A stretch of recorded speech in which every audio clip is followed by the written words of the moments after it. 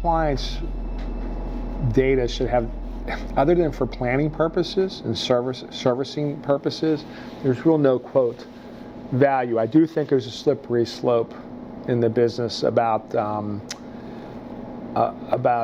grabbing additional data so you can potentially market different services and so forth. You got to watch a little, I think, fiduciarily how far you go with that. But there's real no value. If anything, our goal is to allow our clients to kind of put a gate around their data, and for them ultimately to control who has access and so forth to that data. So really no value to us per se, other than the fact having access allows us to serve them. And if you think about it, and to collaborate with both client and fellow fiduciaries. So hopefully I'm making that clear. But so under the current status quo, do clients control who gets to peer into their digital assets? In terms of current, I would say that we have had difficulty finding, and often that's through a client sharing portal, we've had difficult finding a situation where the client actually owns and controls that data. It's always tied to a vendor. It's usually tied to a vendor situation. So if I change companies, or if I change platforms, using my clients sitting out there with one more portal on from many to quote access their data or be told they have to move their data. So that's really not our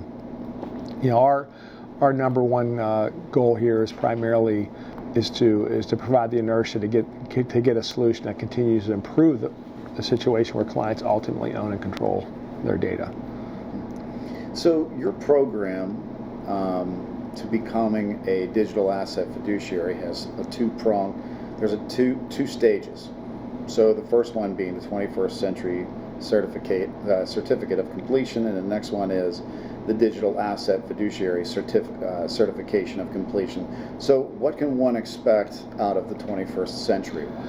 Again, it's an awareness course, heightening really the fact that you have a fiduciary duty in the area of digital assets and being quite aware. 4 hours of CPE, that's what we're targeting, that's what we're applying for. CPE is always nice, especially when it's something different. But really, to become educated and aware that of the true responsibility we have as fiduciaries to be that gatekeeper.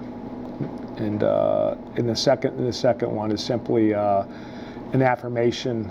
The second course is just a 1 hour course to affirm with a standard of code of ethics standards in terms of what you're going to commit to do. Because it's one thing to take a course. It's another thing to actually invoke some action to make change.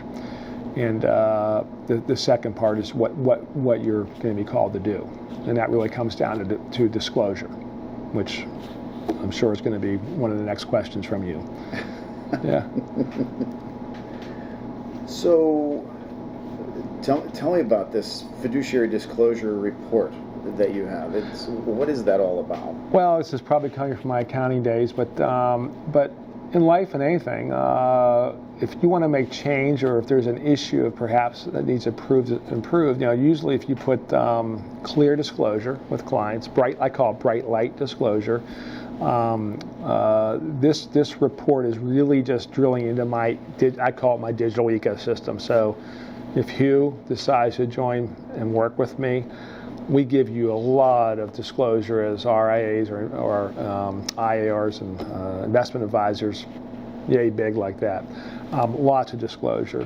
But this would be a separate disclosure on our digital ecosystem in terms of a rating, in terms of an overall rating, in terms of our security, but more importantly, truthfully, our vendor security.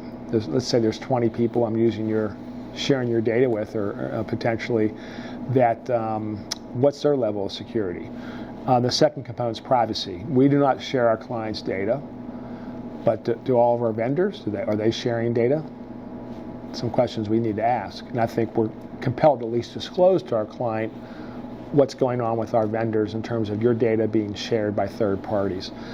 And the last piece as a fiduciary I'm passionate about is can we provide you a portal experience where that in the event that we separate, for certain reasons, that you don't have to go and pull all your data from this third-party portal, that you can simply stay with that portal. Frankly, I would be swapped out, and another digital asset fiduciary you're choosing could be swapped back in.